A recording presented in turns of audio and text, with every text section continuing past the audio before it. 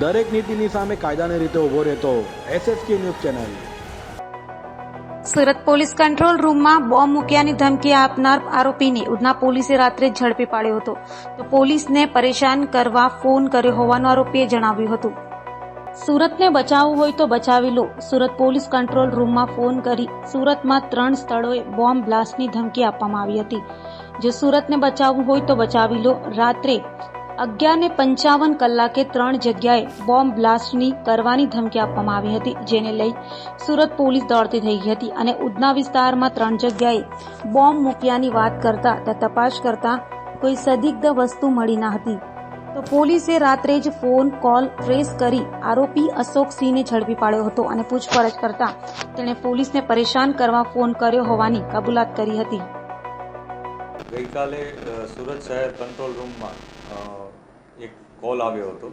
આ કોલમાં કોલ કરનાર વ્યક્તિએ એવું જણાવ્યું હતું કે સુરત શહેરમાં તે 3 બ્લાસ્ટ કરવાનો છે, જે અનુસંધાને પોલીસે તત્કાલ જે કોલર છે એને આઈડેન્ટિફાઈ કરવાની કોશિશ શરૂ કરી દીધી હતી। જે મુજબ સુરત શહેરમાં ઉધના પોલીસ સ્ટેશનની ટીમ, સુરત શહેરની SOG ટીમ અને ક્રાઇમ બ્રાન્ચ આ ત્રણેય ટીમોએ મળીને જે વ્યક્તિ છે જેણે કોલ કર્યો હતો એની શોધખોળ શરૂ કરી હતી।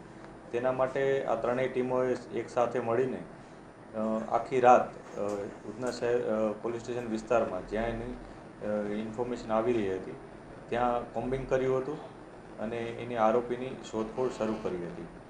શોધખોળના અંતે આખા રાતના ખૂબ જ અથાગ પ્રયત્નોને બાદ સવારના પોલીસને આ વ્યક્તિ મળી આવી હતી। એને ઇન્ફોર્મેશન શું કામ આપી હતી એની પ્રાથમિક તપાસ પોલીસે કરી છે। એણે આ પ્રકારની વાત કરવા પાછળનું એનું કારણ જાણ્યું છે। જે આરોપી છે અત્યારે એ પોતે એક ફેક કોલ આપ્યો હતો અને પોલીસને પરેશાન કરવા માટે આ પ્રકારની એણે હરકત કરી હતી એવી ઇન્ફોર્મેશન પોલીસને મળી છે। જે વ્યક્તિ છે એનું નામ અશોકસિંહ છે, તે મૂળ UPનો રહેવાસી છે અને પોલીસ હાલ બીજી વિગતો પણ એની તપાસ કરી રહી છે। આરોપી શું કરે?